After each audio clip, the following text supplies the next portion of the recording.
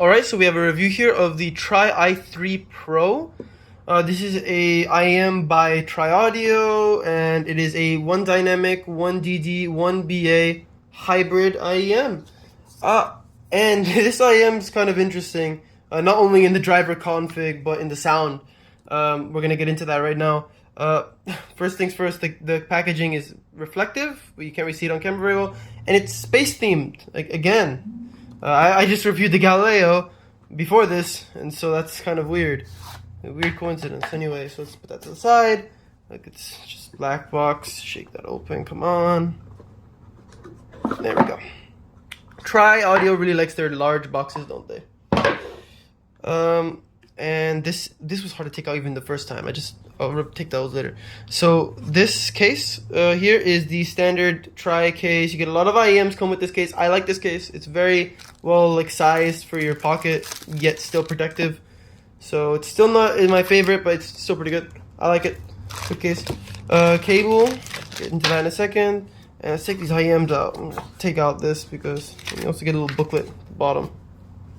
What do you call it? Those pamphlets or whatever. Anyway, so here's the IEMs. Alright, let's get those out of the way here. Get the cable. And more stuff was stuffed into here. This is actually all stuffed in like this when I got it. And yeah, I did repackage this, of course, after listening to it. But yeah, you get a microfiber cloth, some tips, and some more tips. This was one of the IEMs where I found the tips actually did change the sound a bit. A decent amount. Still all had a relatively same thing I'll talk about in a second, but yeah, it was interesting. These are interesting IEMs. I did try them with spin fits as well. So yeah, got the cable here.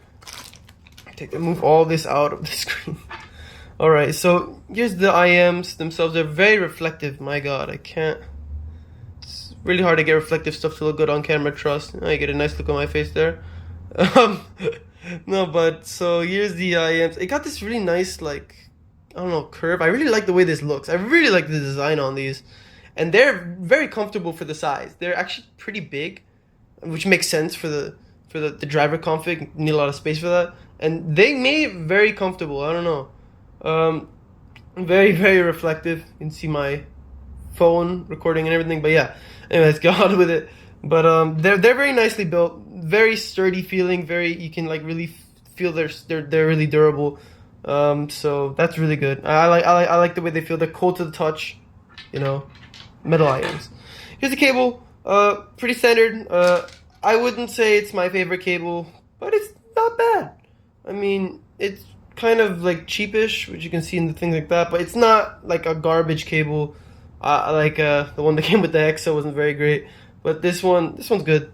It's not bad. It's a little bit, what I don't like is that it's kind of like rubbery, so it kind of like sticks to itself a little bit.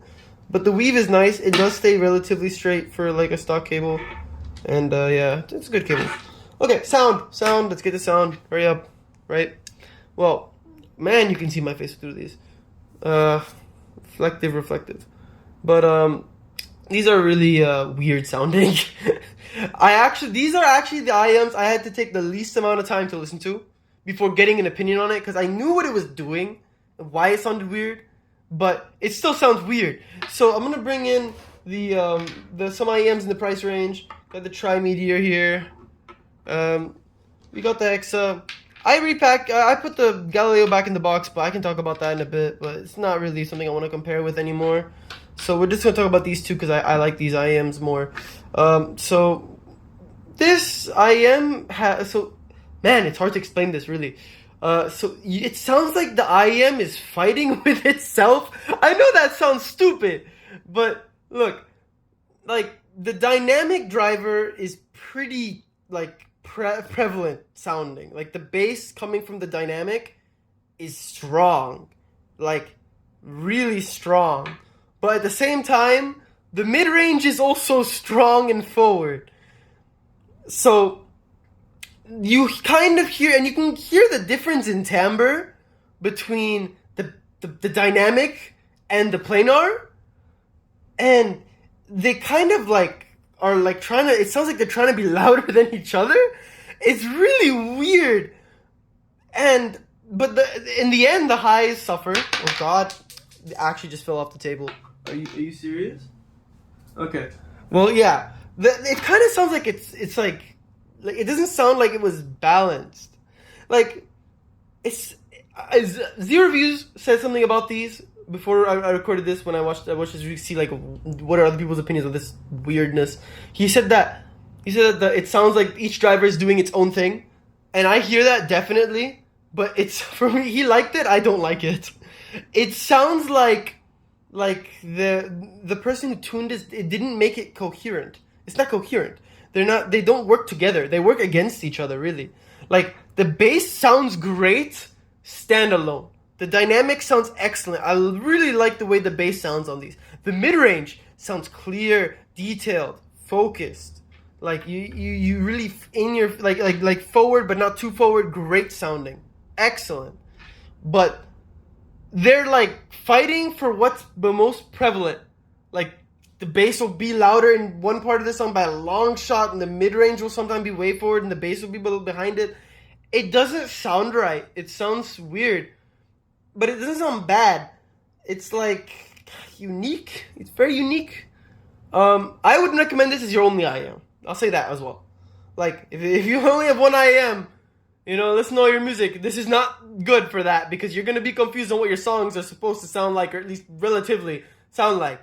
This is not normal, but it's really interesting to see what it does with your music, and like the bass has a huge presence on these things. Like really, they're really bassy. I guess if you're a bass head, you might like these.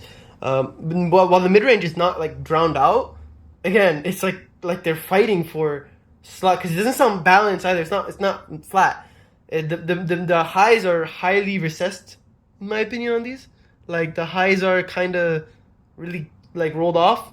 It's not like you can't hear anything. It's just like in the highs, it's just you can really tell the bass in the mid range are what's like doing things here, and that one little BA is just trying really hard, but it's not working. The dynamic and the and the planar are just fighting it out, and yeah, it's not something I'm keeping because it's not for me. Again, just like I said with the Galileo, not for me. Except with these, it's just like I don't know how to explain these really, other than it's just not together. It sounds like you took if you let's say you had a speaker system and you took one speaker from like a set, and then you put it with another speaker on the other side of a different sound signature and like different like drivers, and you played them both together. That's what this kind of sounds like. So it doesn't sound like they designated certain frequency ranges for each thing. Like you can tell the bass is being done by dynamic and stuff like that. But it feels like there's a heavy overlap where they're fighting at. Kind of. It's really hard to explain. But they don't sound normal. Know that these don't sound normal. They're not your usual IEMs. So I guess if you're like me and you have a ton of IEMs and you're so used to hearing a lot of like the same, this is kind of cool. Because you get to like hear something you probably never heard before, but otherwise they're not something I'd recommend, but they're interesting. So I'd give them a 5 out of 10 or something like that, or like a 6 out of 10, if I had to put it out of 10. But they're really cool. they're like, you can probably hear it in my voice. I'm kind of really intrigued by them, but I don't like actively recommend them if that's what you want to know. Anyway. That's it for this review, really. I forgot to mention the price. Price is also weird because some sites are like 180, 190, and then on Amazon, it's like 160, 166, but has a $20 coupon that you can attach to it, make it 140. Everything about this is weird. They're not normal, but that's fun. So that's a cool part of the hobby. So if you want something weird, not normal, but doesn't sound bad, try them out. But if you want something more not normal, get a Hexa.